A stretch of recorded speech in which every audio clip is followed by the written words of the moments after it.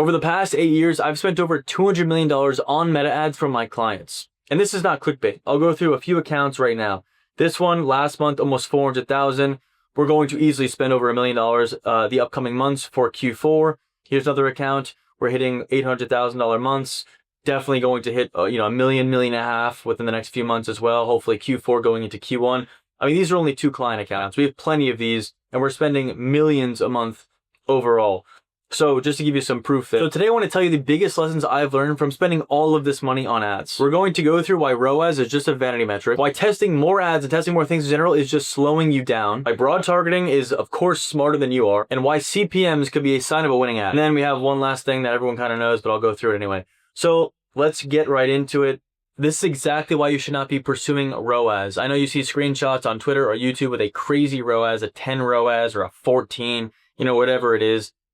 It's either not able to scale or they're not disclosing what campaign that is. It could be a retargeting campaign going for a very, small audience that's their email list, and they're just, showing off this ROAS. It's very rare they show the ROAS with the spend, but regardless, it's possible. I wouldn't go for it. A lot of these brands spending millions of dollars a month are going for first purchase to break even, maybe a little bit of profit, but they're making money in the back end. They're going for the monthly recurring revenue, and then of course the small margin to, continue to fund the ads. I wouldn't worry about ROAS that much. Of course, you have a ROAS goal that you need to hit in order to be, profitable and just continue to, cash flow to month over month. But the 10 ROAS, even the 5 ROAS is very unlikely if you want to scale. If you want to scale spend, the ROAS metric almost means nothing.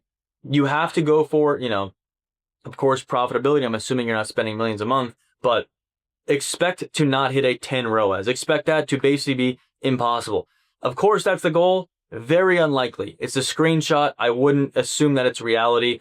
A lot of brands that are spending are typically not profitable on the first month, and they make up their profit on month 2, month 3. They have Google search ads going. They have emails driving the profitability. Meta is mostly used as a growth engine at this point.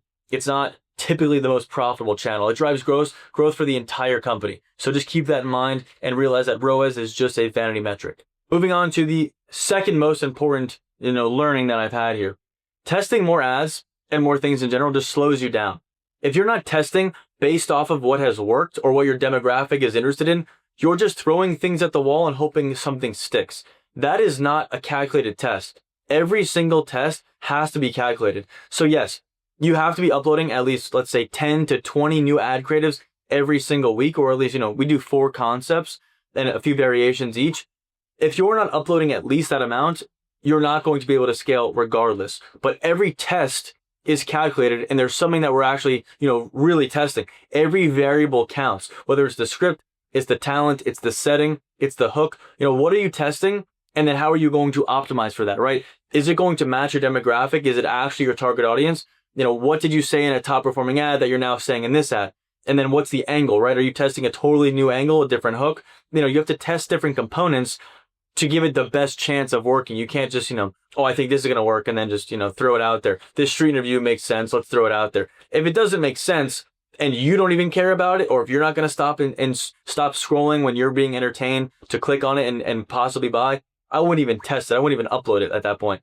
But every new test that makes no sense, it doesn't necessarily reset learning. I mean, it could if you throw a bunch of different things into one campaign. If you have 5 different offers, 5 different copies, primary text, headline text, and then a bunch of different creatives, and you throw a different campaign, you have no idea what you're optimizing for. You need to have very consolidated tests. How you should be testing, this should be a different video at this point, 1 CBO, 1 offer, 1 landing page, 1 set of copy and headline text, and then you're only testing different creatives. Your only variable should be the creative at this point. That's why you shouldn't be testing a bunch of different things at once, because you have no idea what's working and why. Scaling comes from iterating winners, not just throwing things at the wall, like I said, right? You have to use winning components of what's worked in the past. If you have nothing and you're running a fresh ad account, then a fresh product, you should have an idea, right? You should understand the market of who you're selling to. You shouldn't still throw a bunch of things and expect something to hit. Every single thing has to be calculated. Why did you build this product? Why do you want to, drink your own drink? Why does your friend love the pillow that you're selling? Interview people that have tested your product and then build the ads based off that. You can't just, see a review on Amazon, even though it's a great way to do research, see a review and you're like, okay, this is going to work. And it's like, I mean, if the talent doesn't even match the demographic, how is anything going to work, right? The AI is so smart right now; it takes everything into consideration. Go for the ideal demographic and try to resonate as much as possible. Don't just test to test. Broad targeting is much smarter than you. It used to be before iOS 14, where of course you can stack interests, you can test different interests per ad set, and you can find a winner with one creative, right? You can have one creative and then just try different audience, and you were basically doing the heavy lifting of finding your audience, right? But now, because the algorithm is so smart and everything's basically AI, right? You have Advantage Plus. All you need to be focusing on is the creative. So I wouldn't even touch the audiences. I wouldn't touch the interests. If you want, just exclude purchasers. Everything should be Advantage Plus audience, Advantage Plus placements, and a broad audience. Don't touch anything else. Only focus on the creative. The algorithm now has, 10,000 times more data than you. It knows who you're trying to sell to. So just give it all the data that it needs to go find that audience. That's why whatever is in your creative is so important.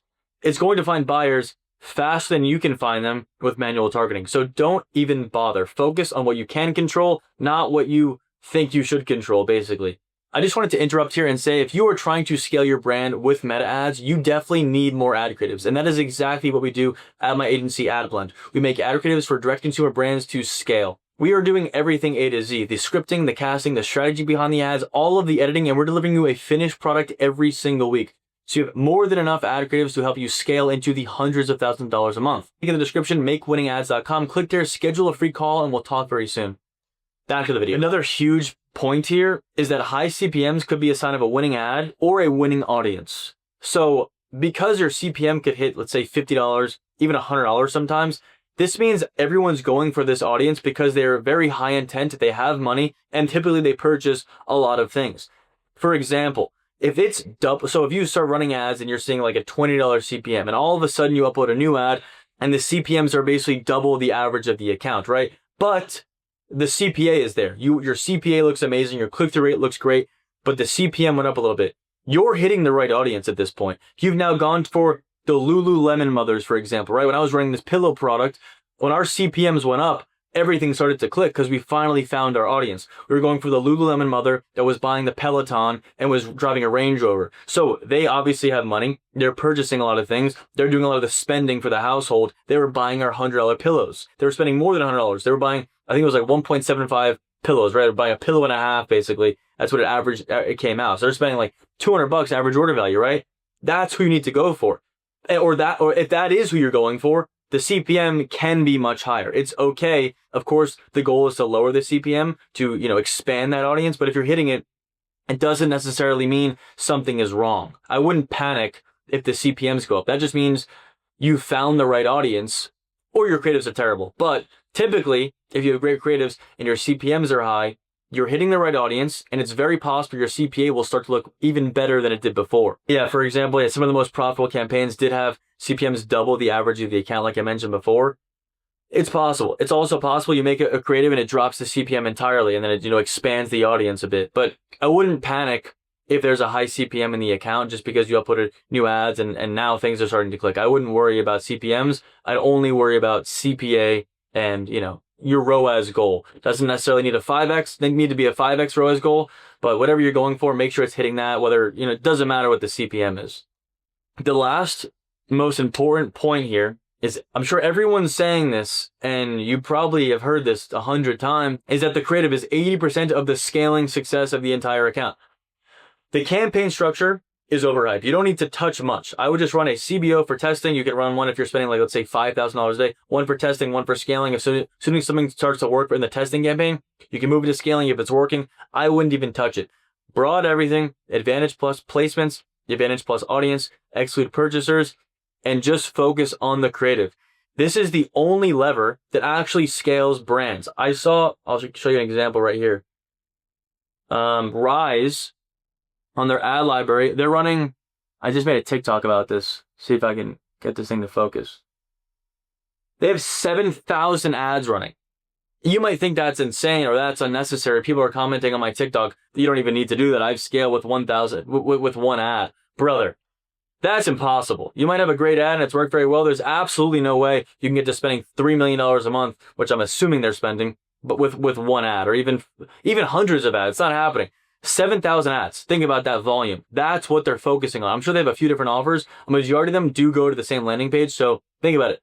They still have one offer. Majority of the copy is the same, and they're focusing on creative. You can go to the biggest brands. Look at Dr. Squatch too. I'm sure they have thousands of ads running as well. I mean, they got acquired, so it might be a little different. Typically when CPG brands get acquired, their ads go down. But take a look at Dr. Squatch, True Classics running thousands of ads as well.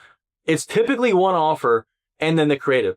That is the combination that will scale. You have a great offer and you have amazing creative that continues to get refreshed, right? That is the only thing that's going to scale your account.